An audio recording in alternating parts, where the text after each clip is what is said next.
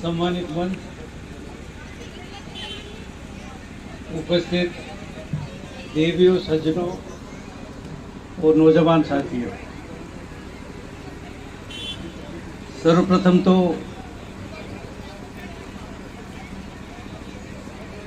मैं भाई कृष्णा या मौजूद, इनका नाम बहुत सुना है मैंने, मेरे लिए कुछ शब्द उनके लिए बहुत बहुत धन्यवाद। पर ये सर मैं तो हमेशा सेवा में हाजिर हूँ। नीम का थाना हॉस्टल में आपने 3 बार बुलाया है, शायद आपकी याद से चले गए हैं, मुंतजिर हैं। आपने यहाँ शोभा बढ़ाई इस कार्यक्रम की, इसके 4 चांद लगाए, इसको बहुत ही सफल आयोजन के रूप में प्रस्तुत किया, उसके लिए हम बहुत आपके आभारी हैं। आज बहुत बड़ा दिन है, एक ऐतिहासिक दिन है इस गांव के लिए, समाज के लिए, हम सब के लिए। शख्सियतें बहुत आई हैं, उस इतिहास के पन्नों में अपनी उपस्थिति दर्ज करवाई है, पहले भी आई हैं, आज भी आ रहे और आगे भी आते रहेंगे। मैं सबसे पहले तो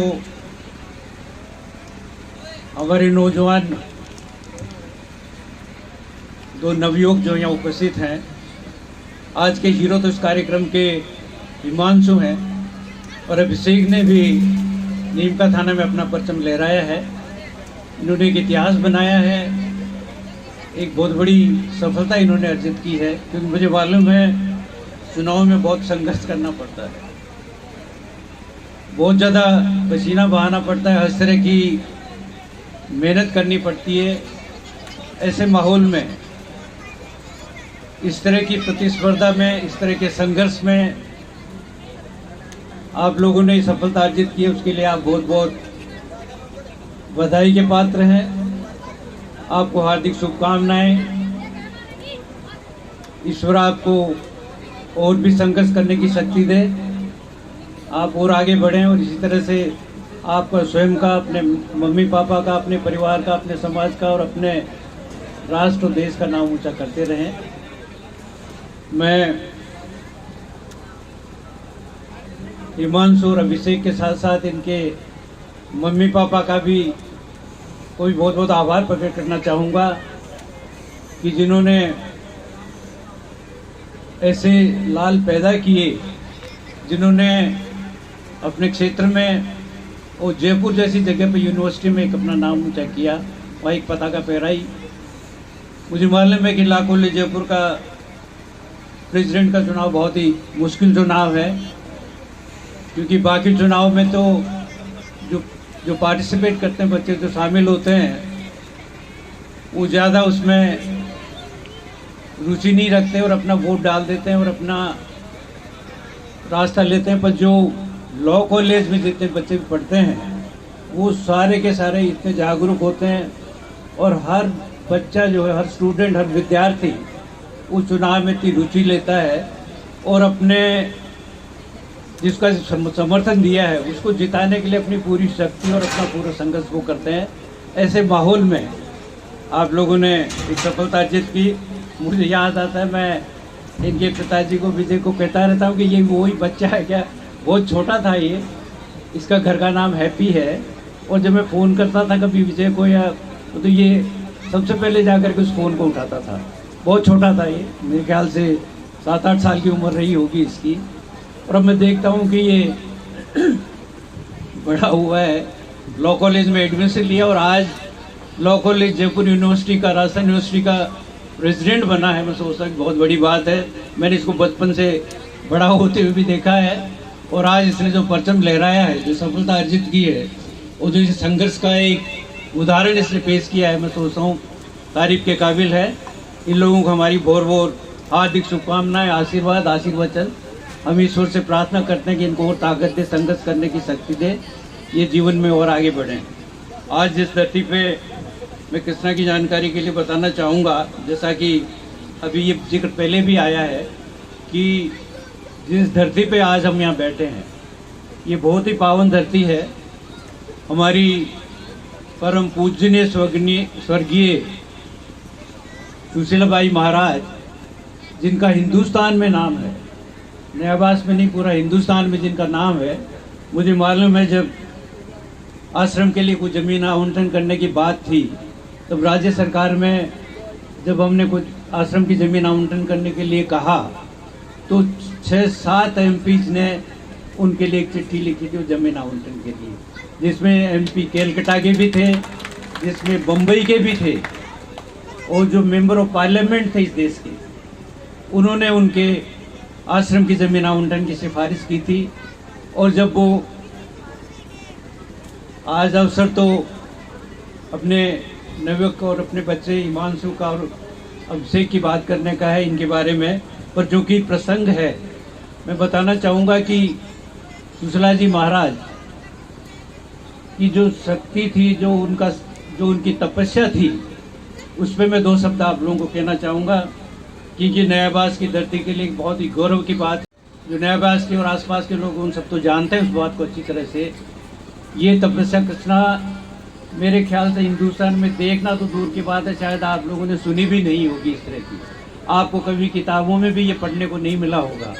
और मैं नहीं सोचता कि आगे भी इस तरह की कोई कहानी हो, इस तरह की तपस्या, इस तरह का त्याग आपको कभी देखने, सुनने और पढ़ने को मिलेगा। जब हम बच्चे थे, स्कूल में पढ़ते थे, उस वक्त की बात मैं आपको बताना चाहूँगा। ये बात है 57, 58, 59 के आसपास की, जब वो अपनी तपस्या में लीन थी और 2 मंजिल नीचे तलघर में जाकर के बैठ गई और 1.5 साल तक वो उस तलघर से बाहर नहीं निकली। ना पानी, ना अन्न, ना कोई कुछ भी खाने के लिए, पीने के लिए कुछ नहीं था उनमें। और जब 1.5 साल तक जब उनके दर्शन लोगों को नहीं हुए, उनको नहीं देखा, कुछ उनके बारे में नहीं सुना या उनके आशीर्वचन नहीं सुने, लाया तो उनको विश्वास हुआ कि जिंदा तो हैं, वो अभी अपनी तपस्या में है। और उसके बाद भी जब ऊपर बहुत ज़्यादा उन पर प्रेशर डाला, बार बार उनको अवतरित होने के लिए कहा गया, उनको दर्शन देने के लिए अनुरोध किया गया, तब वो प्रकट हुई थी। और पूरे हिंदुस्तान से लाखों की संख्या में लोग यहाँ इकट्ठे हुए थे।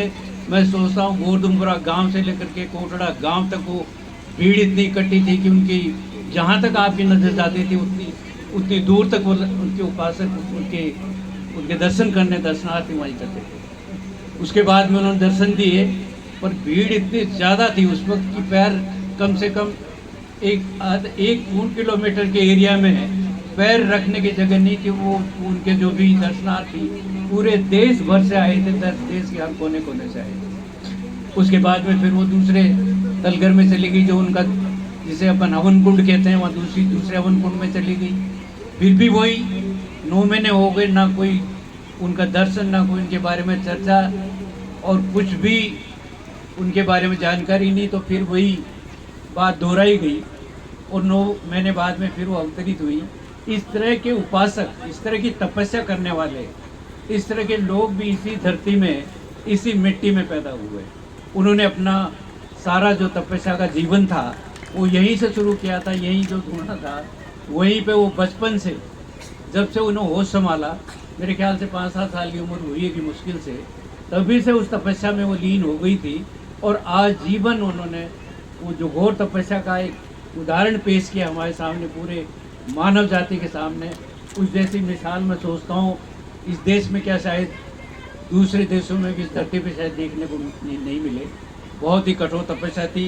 उसी परिवार के ये बच्चे हैं हिमांशु, यही धरती है, यही वो पूजा पाठ किया था। उसके बाद में जब यहाँ भीड़ बढ़ी और जो लोग ज़्यादा उनको परेशान करने लगे, तो उन्होंने जाके अपना एक आश्रम बनाया, जाके जंगल में एक झोंपड़ी बनाई, एक खेजड़ी के नीचे बैठ गई। गांव वालों ने कुछ झोंपड़ी बना दी। वो आप देखने लायक आश्रम में कभी जाएंगे, देखेंगे तो आपको बहुत अच्छा लगेगा, एक सुकून मिलेगा वहाँ जाकर के आप लोगों को।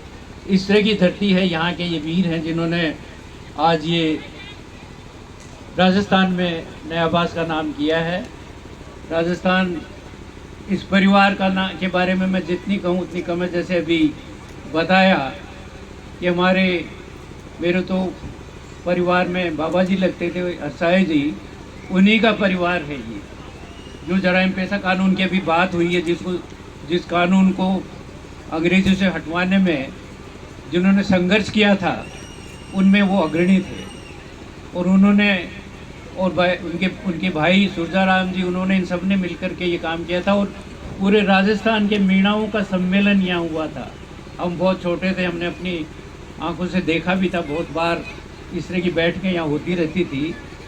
इवन भाई काला बादल जी भी, भाई नहीं वो हमारे बुजुर्ग थे, काला बादल जी भी यहाँ पे 18 साल नयाबास में रहे थे। आप लोग बात तो सुन के ताज्जुब करेंगे।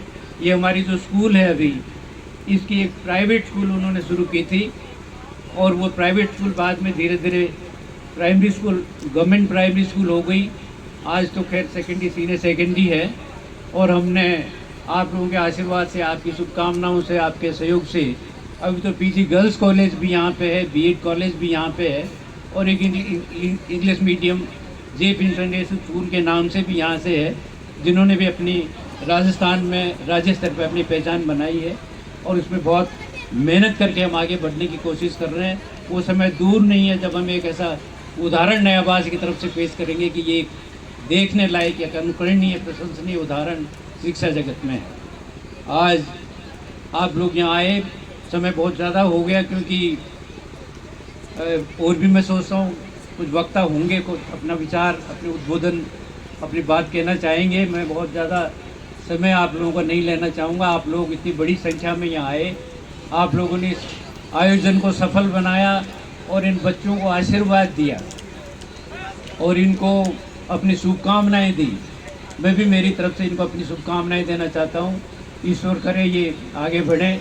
इनके और इनके माँ बाप को, विजय को और इनकी माता जी को बहुत बहुत धन्यवाद देना चाहूँगा कि आप लोगों ने ऐसे जुझारू, ऐसे संघर्ष करने वाले बच्चे पैदा किए हैं और इनकी अच्छी परवरिश की है, जिन्होंने राजस्थान में, जयपुर में हमारा नाम रोशन किया है। मैं कृष्णा भाई को भी धन्यवाद देना चाहूँगा कि आप पधारे और इस कार्यक्रम में चार चांद लगाए, इसकी सुंदरता बढ़ाई, इसको बहुत ही अच्छा बनाया। आप सब लोगों को बहुत बहुत धन्यवाद। मैं सोचता हूँ बाहर के भी हमारे सरपंच और जनप्रतिनिधि बहुत बहुत आए हुए हैं, यहाँ पे काफ़ी बड़ी संख्या में आए हैं। आप लोगों का हार्दिक स्वागत हम करते हैं यहाँ पे। आप इसी तरह से अपनी उपस्थिति दर्ज करवाते रहें। हम अपने भाईचारे को, अपने तालमेल को, अपने प्यार मोहब्बत को, अपने रिश्तों को और आगे बढ़ाएं और एक दूसरे का सहयोग करते हुए कंधे से कंधा मिला के आगे बढ़ें। आप लोगों का ही बहुत बहुत धन्यवाद। और जो भी इस कार्य को सफल बनाने के लिए आप पधारें, उनका भी बहुत बहुत धन्यवाद। जय हिंद। बहुत बहुत आभार सर, प्रणाम, वंदन। आपका आशीर्वाद के आप जैसे पुरोधा मार्गदर्शक रहेंगे तो समाज जरूर उन्नति की ओर जाएगा। एक बार जोरदार ताली आप सभी की। और लीजिए अब थोड़ी देर हम इस भाव को, इस समारोह को खुशी की ओर, और खुशी हम जानते हैं कि राजस्थान में जब बात की जाती है, संस्कृति की बात की जाती है, कला की बात की जाती है। सीधा आमंत्रण Chhaila ji, Ram Ram, come on the stars, enjoy the party. जोरदार ताली के साथ।